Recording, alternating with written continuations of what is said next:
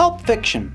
We watch a young Bruce Willis do nothing for 2 minutes, whilst he listens to another character literally tell us about Brucey's character as a faded boxer. Filmmakers and directors are told every day, show, don't tell, as a way to find ever more interesting methods to convey information and story. So, Tarantino breaks the golden rule through and through. He tells us and he doesn't show us. But painful as it may be, ability don't last.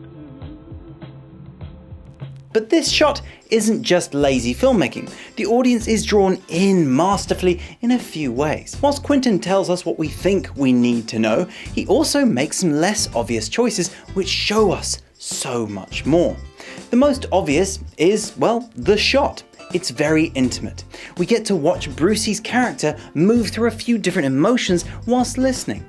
The proximity of the frame means that we're able to see every adjustment and twitch in his character. Many directors would have cut to the person talking. However, the audience derives 50% of how important a character's dialogue is from the reactions of the other characters. What this means is, by showing Brucey's reaction to the mysterious voice, we both build an emotional connection with Bruce's character, and we also understand that, well, what this guy has to say is really, really important.